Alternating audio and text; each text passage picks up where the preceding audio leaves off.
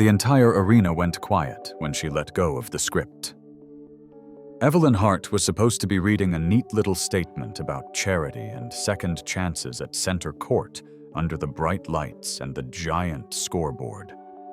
Instead, she looked straight at the man in the front row, the one in the cheap blazer, grease still faintly under his fingernails, and said into a live microphone, "I paid him to pretend to love me." 20,000 people sucked in a breath at once. Cameras swung toward him, red lights blinking. Mark Dalton felt his stomach drop as his name flashed across the jumbotron right next to hers. "Mark isn't a fraud," Evelyn continued, voice shaking. "I am. I hired him to be my perfect family man, so I could save my reputation and my company." A murmur rolled through the stands like a storm. Up on the screen, the TV feed caught his 7-year-old daughter clutching her oxygen cannula eyes, wide cheeks pale, watching her dad being exposed in front of the whole city. Mark stood up slowly, every muscle screaming at him to walk out, to disappear, to protect what little pride he had left. Instead, he stepped onto the court, into the spotlight, into the middle of the mess both of them had created. Before I go any further, tell me where you're listening from tonight and hit that like and subscribe button if you believe courage still matters in this world. 3 months earlier, Mark Dalton was just the guy who mopped up spilled beer after other people's good time. He was 33, a night shift maintenance tech at Lakeside Arena in Cleveland, Ohio. A fancy name that really meant he fixed broken seats, unclogged toilets, and kept the ice smooth enough for hockey games and concerts. During the day, he tried to sleep in a cramped 2-bedroom apartment that smelled faintly of cleaning chemicals and the cinnamon tea his daughter liked. Rosie, 7 years old, and stubborn as a mule, did her homework at the kitchen table with a portable oxygen tank humming beside her chair. She had a rare lung condition that turned every cold into a crisis and every hospital bill into another brick on his chest. Mark's world was small and relentless. Walk Rosie to the bus, check her meds, kiss her curls. Catch the 15 downtown clock and patch what the crowds broke the night before. The arena staff called him MacGyver because he could fix almost anything with duct tape and a screwdriver, but nobody ever asked what he did when he went home. They saw the uniform, the tired eyes, the lunch in a stained cooler, and figured they knew the whole story. What they didn't see was the stack of denial letters from insurance companies on his dresser.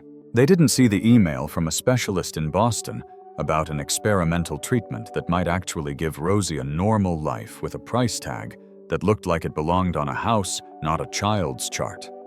They didn't know about the nights he sat on the fire escape listening to the city hum and wondering which bill he could skip without getting the lights cut off. Mark didn't drink, didn't date. His whole life was Rosie the Arena and a fading memory of the man he used to be, a paramedic who once believed he could save people for a living. He still carried that instinct like a scar, that urge to show up when things were falling apart. But lately it felt like the only thing he couldn't save was his own little girl's future. On a Tuesday in late October, the fog rolled in off Lake Erie and wrapped the city in a damp gray blanket. Mark was under Section 112, elbow deep in a busted soda line when his supervisor radioed him. "Dalton front office wants you upstairs. Now. VIP level." Mark wiped his hands, confused.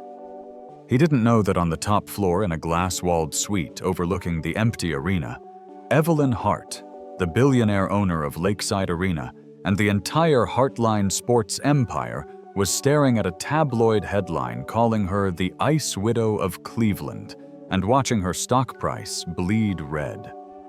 And in about 5 minutes, she was going to offer Mark Dalton a deal that would yank him and Rosie out of the shadows and throw them straight into the spotlight. Mark wiped his hands on the leg of his work pants as he rode the elevator to the VIP level, still thinking about the soda line that refused to behave. He wasn't supposed to be up here. This floor smelled like expensive perfume and leather seats, not bleach and machine oil. When the doors slid open, he stepped onto the plush carpet like a man walking into the wrong church. A receptionist with a headset glanced at him, eyes flicking down to his uniform like she was trying to confirm he belonged here at all.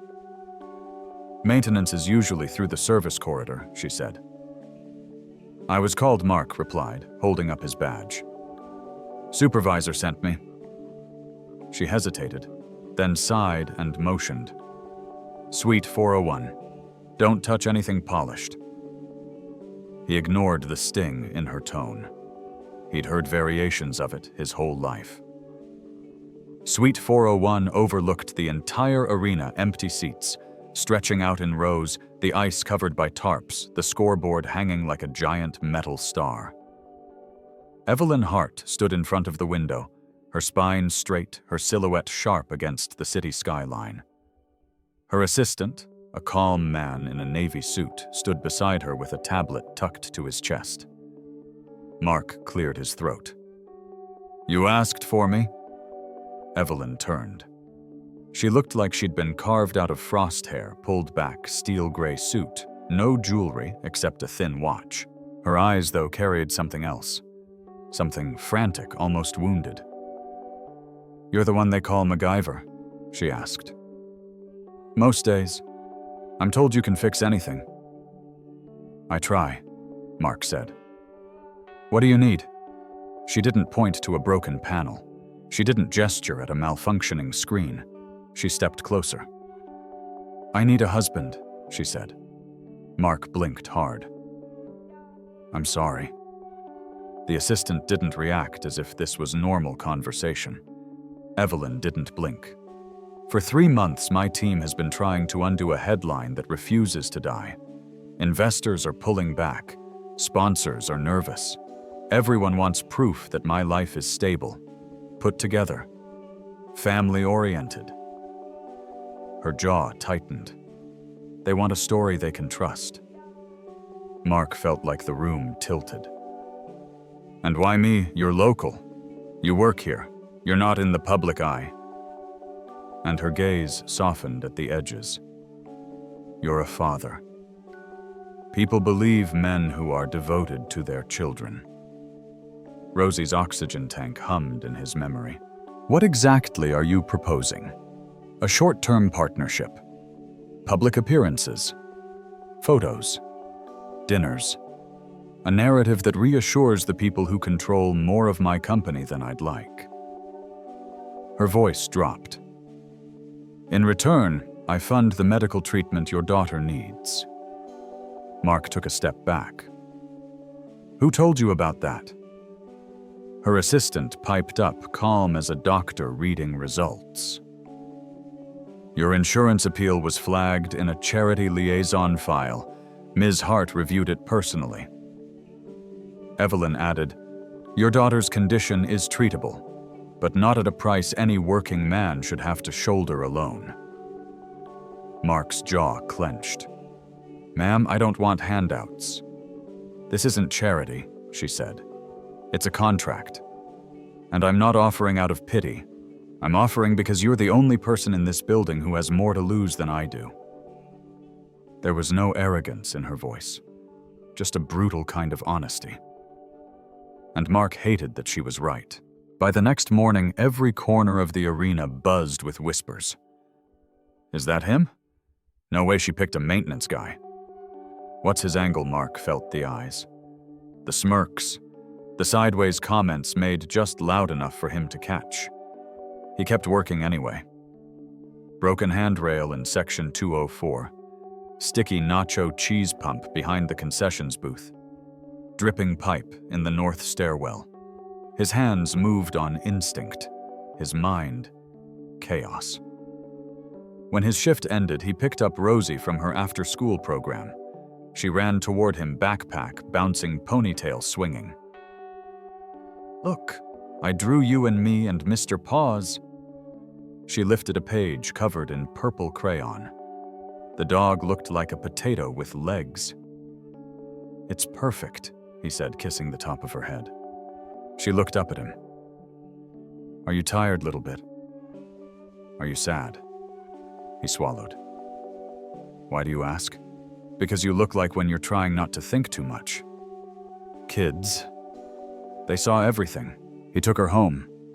Heated leftover chicken and rice, checked her meds, tucked her into bed. But he couldn't sleep.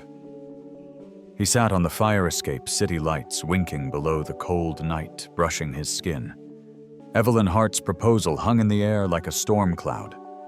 The money could save Rosie. But the cost. He didn't agree right away.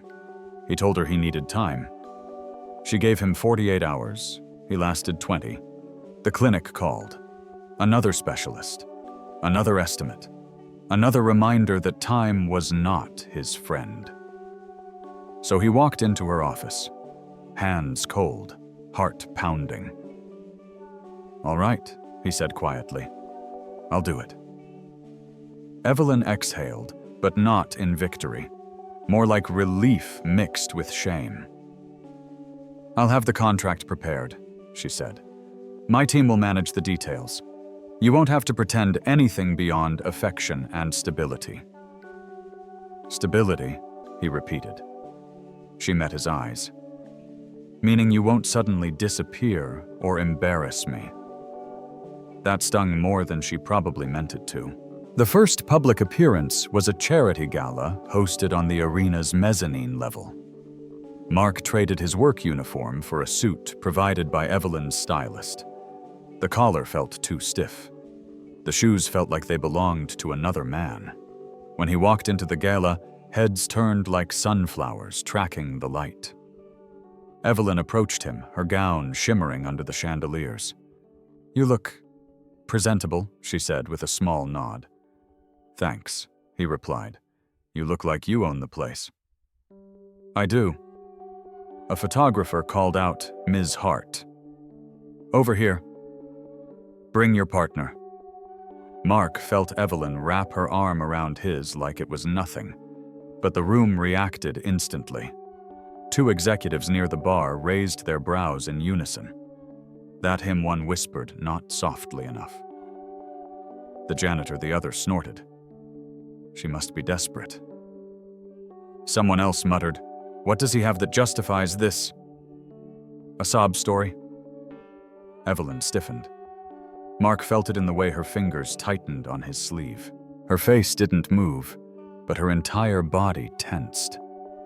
Then they posed. Cameras flashed like lightning. Afterward, Evelyn drifted into conversations with donors and board members. Mark stayed near her but said little. He caught pieces of dialogue floating around him like debris. Odd choice, isn't it? He'll drag her image down. She needs someone polished. Not whatever he is. He's clearly using her. Mark pretended not to hear. He'd been underestimated his whole life. Under suspicion, under scrutiny. It didn't surprise him. What surprised him was what he saw across the room. Rosie sat on a small sofa drawing quietly with a stack of crayons Evelyn's assistant had given her. She was smiling until two women approached. Oh, sweetheart, one cooed. That's a cute drawing.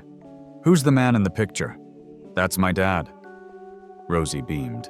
The one with Ms. Hart, the other said, her tone dripping sweet poison. Rosie nodded. Well, the first woman said, lowering her voice as though the child couldn't understand. Let's hope your daddy behaves. Ms. Hart can't afford any mistakes. Rosie's smile faltered. A flush rose in Mark's chest. Heat, shame, fury. He moved fast, kneeling beside Rosie. You okay, Bug? She nodded, but didn't look him in the eye. Daddy, she whispered. Did you do something wrong? Mark's throat tightened. No, honey, you didn't either. But they sounded like they were mad at us. He sat beside her, lifting her into his lap. No one's mad at you, and no one gets to decide who your dad is.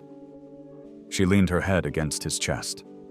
He stayed there holding her still, wearing a suit that didn't feel like his, and listening to the gala chatter around him like waves crashing on rocks. When he looked up, Evelyn was watching them from across the room. There was something in her eyes he hadn't seen before. Not annoyance, not calculation, but guilt. And maybe something deeper, something she wasn't ready to name. 2 days later, the story hit the local business column.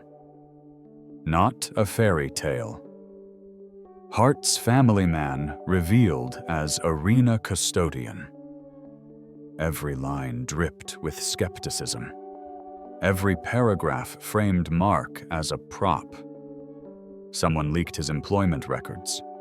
Someone gave them photos of him pushing mop buckets and fixing backed-up toilets. Someone even mentioned Rosie, implying the child might elicit public sympathy. The comments online were worse. She picked a charity case. He's playing her for money. This is embarrassing for the entire organization, the arena staff whispered when Mark walked by. One usher muttered, "Guess he's too good to hang with us now." Another said, "Bet he'll milk her for everything he can." Someone taped a printout of the article to his locker with a red circle around his picture. Mark ripped it down, but not before seeing Rosie in the doorway. She stared at the photo. Her little voice trembled. "Daddy, why are they making fun of you?" He knelt. "They don't know us. They don't know the truth. Are they going to take you away?" His heart cracked clean in two. "No, baby. No one's taking me anywhere." Rosie hugged him tight, as if she could anchor him in place with her tiny arms. And that was the moment something in Mark shifted. He could take criticism. He could take judgment. He'd been taking it his whole life. But he would not let strangers tear into his daughter. Not again. Not ever. That night, Mark confronted Evelyn in her office. He expected her to brush him off to tell him it was part of the agreement. But she looked pale, strained, like someone who'd been carrying a mountain on her shoulders for years. She handed him a folder. "The board wants to move up the timeline. More appearances, more interviews. They think the article made us look unstable." "Us," Mark said bitterly. "Or just me?" Evelyn didn't answer. He looked at the contract on her desk. Neat, clean, legal, cold. Something inside him reeled. "I can't keep doing this," he said quietly. "Not if it hurts Rosie." Evelyn opened her mouth, but a knock sounded at the door. Her head of PR stepped in. "Ms. Hart, the morning show confirmed. They want the two of you live this Friday." Mark felt the air leave his lungs. Live. Friday. In front of the entire region. The pressure that had been simmering for days finally hit a boiling point.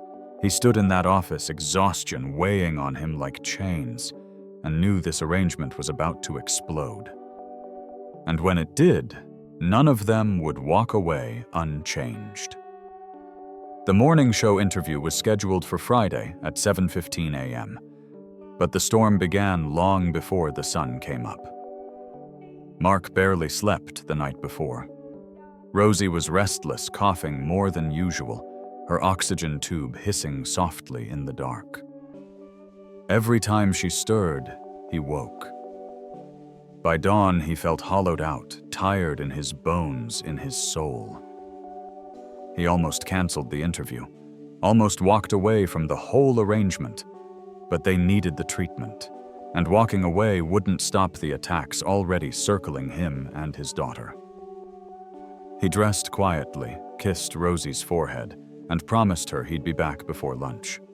She nodded sleepily, clutching her stuffed penguin.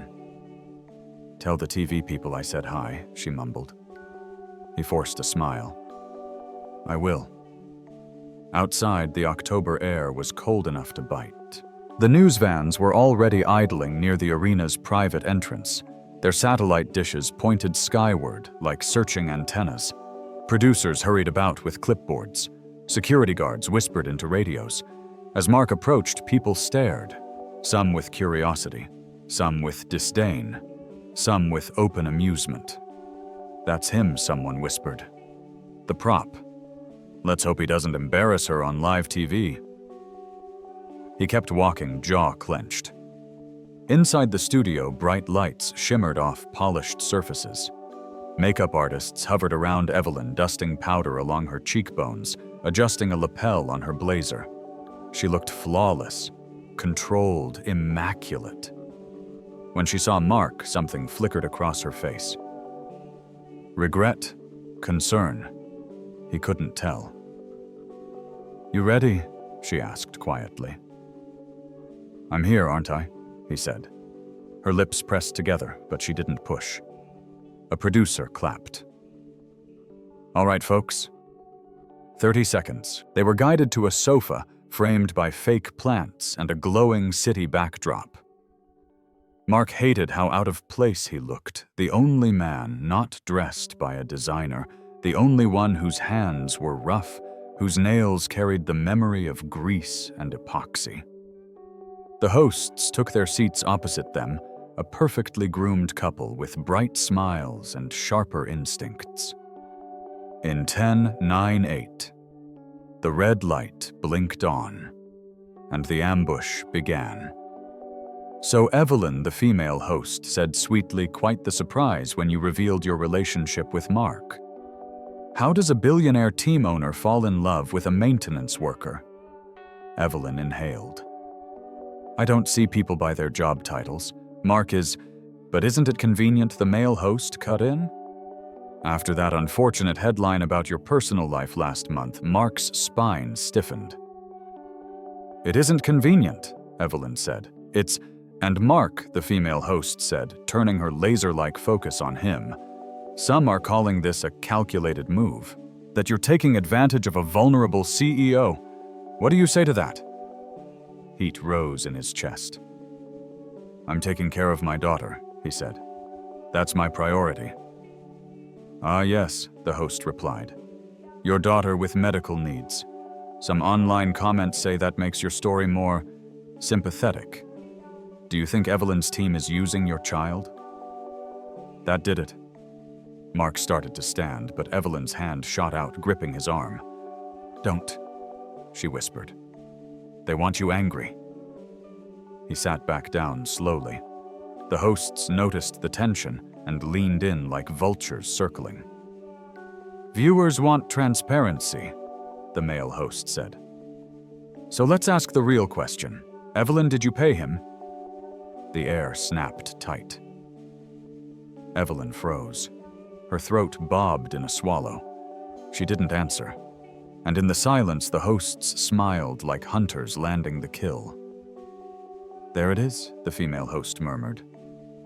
Producers behind the camera exchanged satisfied looks. Some in the small audience pulled out phones. Mark felt the betrayal hit him like a punch. After all the whispers, the articles, the stares, after Rosie's tears, she couldn't even say no. The segment wrapped in a tense haze.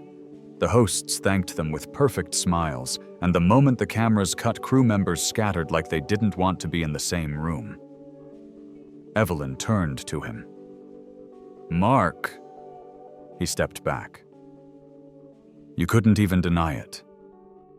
"I forget it."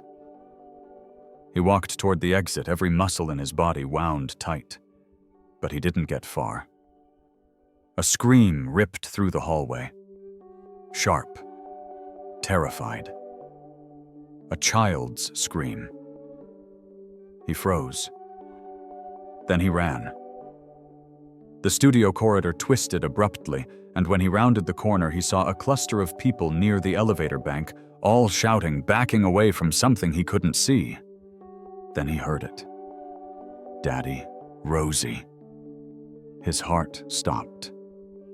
She wasn't supposed to be here. He shoved through this crowd, ignoring the startled complaints, and saw her at last, small body-tangled hair backpack half unzipped, pressed against the wall with her oxygen tank toppled beside her. A man loomed over her, red-faced and wild-eyed, shouting incomprehensible accusations. "You ruined my job. My wife was in that article because of you people. My kids are being bullied because of your circus. Security guards hovered but didn't intervene, unsure if it was real danger or an angry parent pitching a fit. But Mark knew. This wasn't bluster. This was a man who had snapped. The man's hand lashed out, slamming the wall right beside Rosie's head. She whimpered, and Mark's world narrowed into a single point. He didn't feel the floor under his feet, didn't hear the crowd, didn't think about contracts or headlines or consequences. All he saw was his daughter, and a threat. He moved before anyone else. Years ago, as a paramedic, he'd learned how to read a situation in seconds, who was a danger, who wasn't, when to step in, when to back off. The muscle memory hit him hard. Mark lunged forward, planted his foot, and shoved the man away from Rosie, using his weight and leverage, not brute force. The man stumbled backward, slamming into a magazine stand. "Don't you touch her," Mark growled. The man scrambled up, eyes burning with rage. You're the reason." Mark positioned himself between the man and Rosie, raising a hand. "Don't take another step." Security guards finally reacted, rushing in, but the man wasn't thinking. He charged. Mark sidestepped, angled his shoulder, and used the man's own momentum to drag him down in a controlled takedown, an old maneuver he hadn't practiced in nearly a decade. The man hit the floor, cursing. Security piled on him. Rosie burst into tears. Mark scooped her into his arms, holding her tight, checking her oxygen tube with frantic fingers. "Are you hurt? Did he touch you?" She shook her head, sobbing into his shoulder. "No, Daddy, but I was scared. It's okay. I'm here. I've got you." The hallway had gone silent, the chaos replaced by murmurs. People were staring at him, but not with disgust, not with mockery, with awe.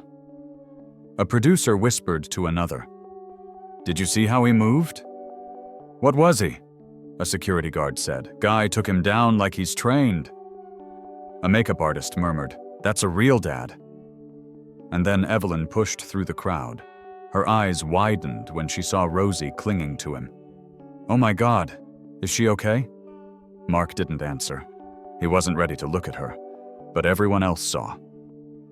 Evelyn Hart, the woman who commanded boardrooms, negotiated 8-figure deals, and fired executives without blinking, looked shaken. Really shaken. She knelt beside Rosie.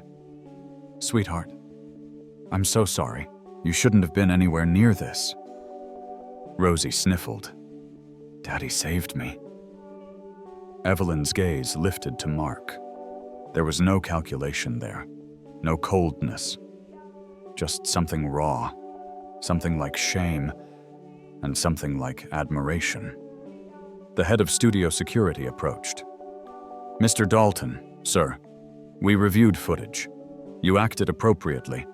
If you hadn't stepped in when you did..." He swallowed. Could have been a disaster. Mark didn't feel heroic. His hands were still shaking, his heart still threatening to burst through his ribs. All he felt was the terror of almost losing his daughter. But others didn't see the fear. They saw the father who ran toward danger. They saw the man with instincts and skill. They saw someone Evelyn's world had never understood. And when a reporter who had slipped backstage stepped forward with a camera still rolling, she captured the moment Evelyn rose and placed a trembling hand on Mark's arm. "Let me help you," she whispered. He finally looked at her. "I don't need help," he said. "We do," she replied softly. "Rosie needs more protection. You need more support. And I need to tell the truth. All of it." Their eyes locked, the power dynamic shifted. He wasn't the prop anymore, he wasn't the accessory in her story. He had just become the center of it, and every single person watching knew something massive had just happened. Something that would make the entire city stop and pay attention. Because the man they mocked as a prop had just proven he was the only real hero in the room. Silence clung to the hallway like dust after an explosion. The man who had threatened Rosie was hauled away, still shouting, still furious, but his voice was distant now, reduced to background noise behind the pounding in Mark's ears. Security officers spoke into radios, producers scrambled to coordinate statements, and makeup artists stood frozen mid-routine lipstick brushes suspended in the air. None of it reached him. He held Rosie tight, her breath trembling against his shoulder, the faint hiss of her oxygen tube, steady but fragile. He kissed her hair again and again, grounding himself in that tiny warmth, that heartbeat he almost lost. People stared at him differently now. Not like a curiosity, not like a scandal, but like they were seeing a person they hadn't realized existed. A paramedic inside the studio audience spoke first. "Sir," she said, bending toward him, "the way you got him off that kid." "You trained." Mark didn't answer.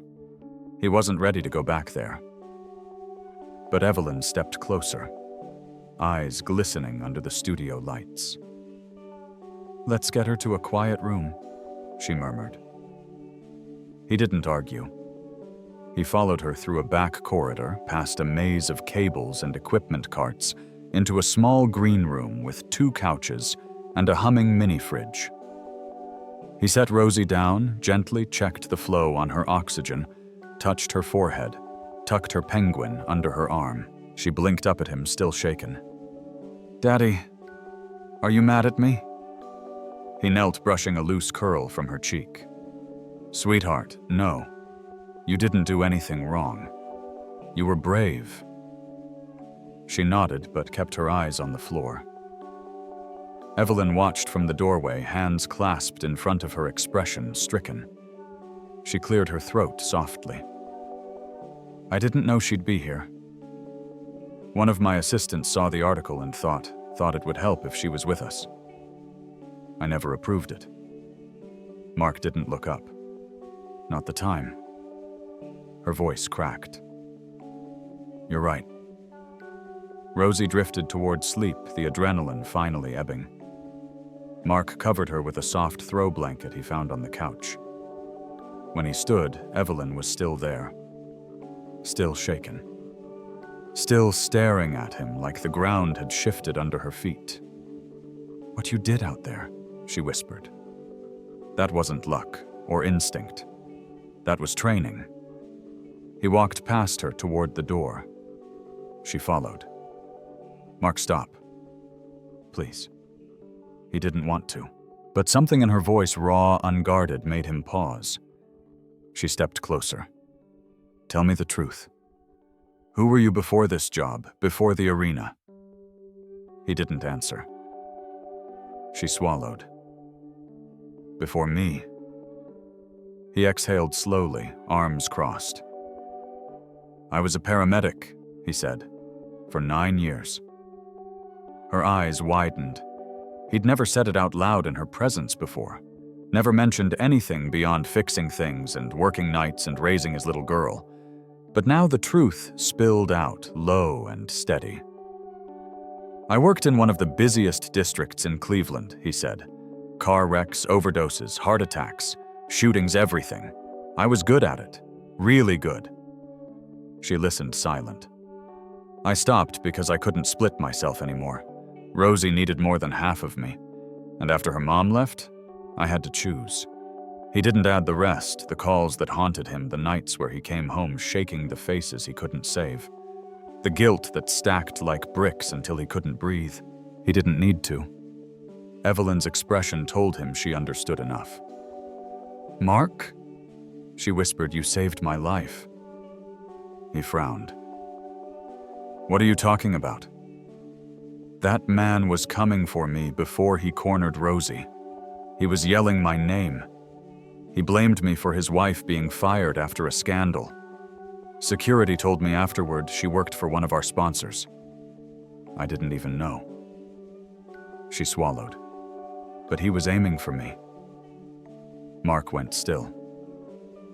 And you stepped in front of him, she said. I stepped in front of my kid. Yes, she said softly. But you didn't let him near me either. He didn't know what to say to that. She did. You're not a prop, she whispered. You never were. I used you. I let them mock you. And today you protected all of us without a second thought. He finally met her eyes and saw something break open in her. A shame she'd been avoiding for years. News traveled fast inside studio walls. Producers whispered. Assistants darted around with urgent updates. The hosts, humbled and pale, peered down the hallway, but didn't dare approach. By the time the station manager arrived, red-faced and trembling, the narrative had already flipped. The maintenance worker who'd been mocked as a PR stunt had just tackled a violent man and shielded two vulnerable people. The cameras caught part of it. The studio mics picked up the screams. The story was already online. Mr. Dalton, the station manager, stammered, We'd like to review the footage with you before making a public statement." Mark didn't bother replying. Evelyn stepped in front of him, like she'd done it for years. "Review the footage," she said. "But the statement will come from me." The manager blinked. Ms. Hart.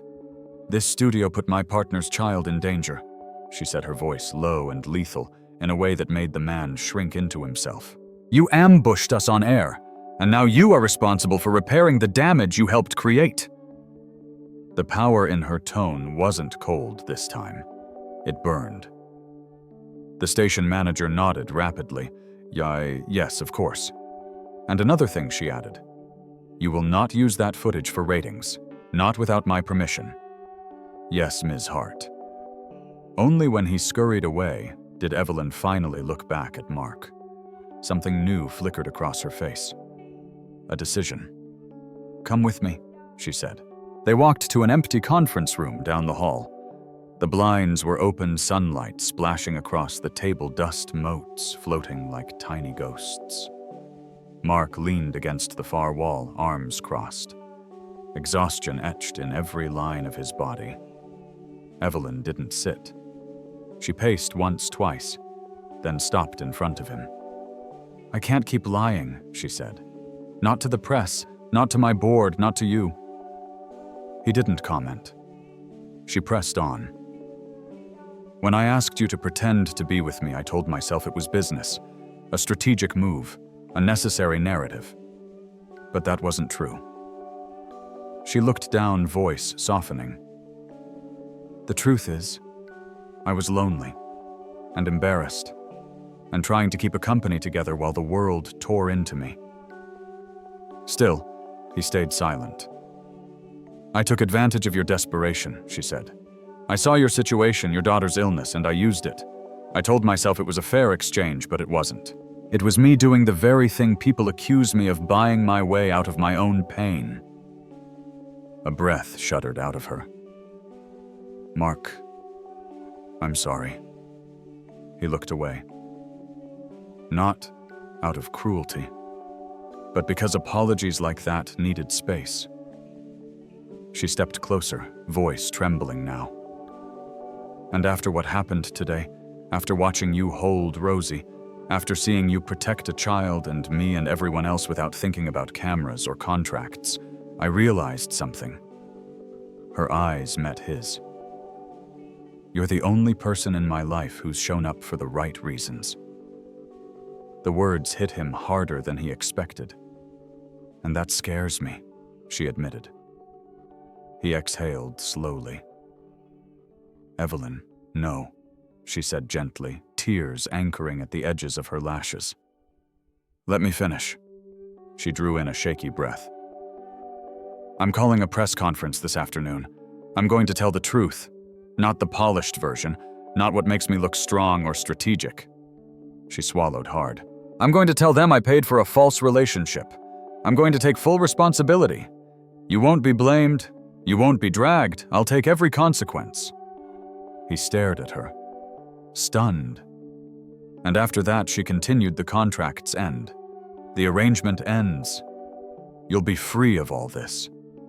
He felt something drop inside him like a stone sinking through water. Freedom. It was what he'd wanted. Wasn't it? But Evelyn wasn't done. One more thing, she whispered. She reached into her bag and pulled out a folder, a thin one, but heavy in meaning. I did some research, she said, about paramedics who leave the field, about certification lapses, and about reinstatement options. He frowned, not understanding. You were a damn good medic, she said, and today proved that. So I reached out to the county EMS director. They owe me favors. And they're willing to meet with you, to consider bringing you back. Maybe not full-time at first. Maybe part-time. Maybe flexible hours so you can be with Rosie. He stared at her, completely unmoored. You deserve more than broken seats and clogged drains, she said. And Rosie deserves to see her father doing what he was built to do. He almost spoke, but his throat closed. Evelyn stepped back, giving him room. You don't have to say anything now, she whispered. Just know this isn't pity, or some attempt to fix my image. This is me trying, maybe for the first time, to do the right thing. Behind the glass wall, people moved back and forth, unaware of the tectonic shift happening in that room. Evelyn wiped her cheek, gathering herself. In a few hours, she said everything changes. She headed for the door. But before she stepped out, she looked over her shoulder, and her voice carried something softer, something almost fragile. And Mark, whatever you choose next, you won't be invisible ever again. The door closed. He looked at the folder, then at the sleeping form of his daughter down the hall. And for the first time in years, the next fork in his life didn't feel like a dead end. It felt like a beginning. The press conference began at 2 o'clock sharp, but the shift in the air started long before Evelyn walked onto that stage. Word had spread about the attack, about the rescue, about the little girl who'd been caught in the crossfire. By early afternoon, reporters weren't whispering about scandals anymore. They were asking almost nervously, "Is the maintenance guy okay? How's the kid? Did you see the footage of him stepping in?" When Evelyn took the podium, the room fell silent. Not the tense silence of curiosity, but the respectful quiet of people who sensed something real was coming. She didn't bring lawyers or PR managers to flank her. She didn't read from a script. She simply told the truth. She admitted she paid for a fake relationship. She admitted she used Mark. She admitted that ambition and loneliness had twisted her judgment. She apologized publicly, plainly, without excuses, and then added something no one expected. She praised him, not as a pawn, not as part of a narrative, but as a father who risked his life for his daughter and anyone else who needed protecting. She described his years as a paramedic. She described his courage in the studio that morning. She told the world he was the kind of man she wished she'd met before her life became a series of polished lies. When she stepped away from the podium, no one shouted questions. No one heckled. They just watched her leave with a kind of stunned quiet. Outside, Mark stood beside Rosie, her small hand gripping his. People stepped aside when he passed, not because they wanted distance, but because they wanted to give him space. A few murmured soft thank yous. One of the camera operators pressed a hand to his shoulder and said, "My niece. She has the same condition as your little girl. You did good, man." By the time they reached the parking lot, the narrative had already rewritten itself. He wasn't the scandal anymore. He was the headlines. The county EMS director met with him 2 days later. The meeting wasn't flashy. Just a folding table in a municipal building and a stack of paperwork. The director, a gruff man with a trimmed beard and tired eyes, looked him over and said, "We've seen the footage. We've read your file. You were one of the best medics we had. We can't lose people like you forever." They offered him a part-time return, 2 shifts a week, weekends, optional, flexible hours, so he could care for Rosie. He practically felt himself breathe again, like someone clearing a blocked airway after years of suffocation. When he told Rosie, she squealed and drew a picture of him in a superhero cape. He kept it in his wallet. Evelyn stepped back from the spotlight for a while. Her board, humbled by the backlash, granted her space to rebuild the company's culture honestly, not through image manipulation. Sponsors who once questioned her stability now quietly reached out with apologies. The morning show hosts called her personally. They offered her a rehabilitative feature interview. She declined. The station fired the assistant who brought Rosie to the studio without permission. They issued formal apologies to both Mark and Evelyn, though Mark barely read his.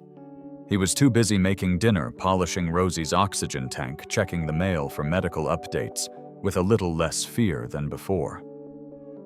What surprised him most was the card that arrived 1 week later, handwritten shaky from the wife of the man who'd caused the scene at the studio. She apologized for what her husband did, thanked Mark for protecting a child who wasn't his, and said she hoped he and Rosie healed from the ordeal.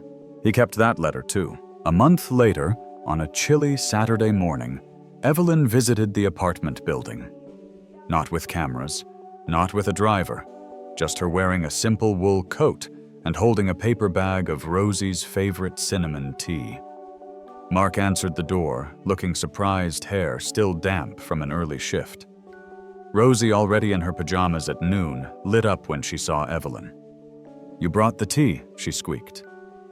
"I did," Evelyn said gently. "And something else."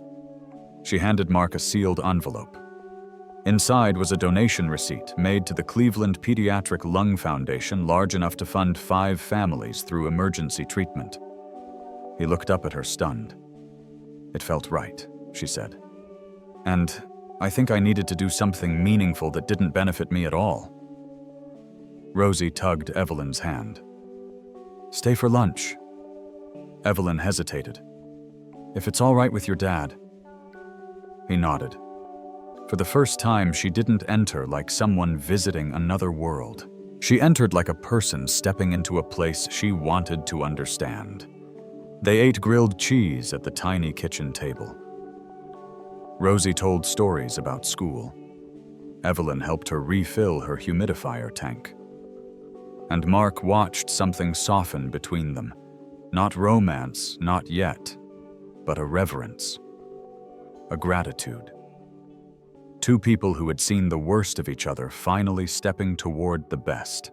3 months passed like that, slow, honest, fragile. Mark balanced the arena, the EMS shifts, and caring for Rosie.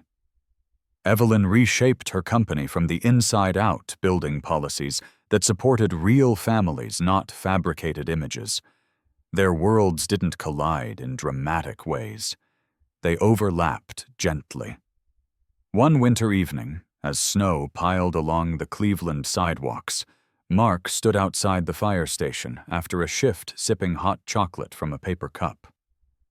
Evelyn pulled up in a modest SUV, rolled down her window, and smiled in a way he hadn't seen before.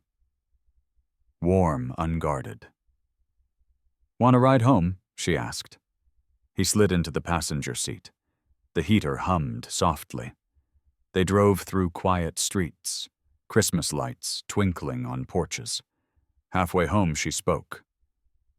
"You saved my life," she said, "not just in the hallway, but by showing me what matters.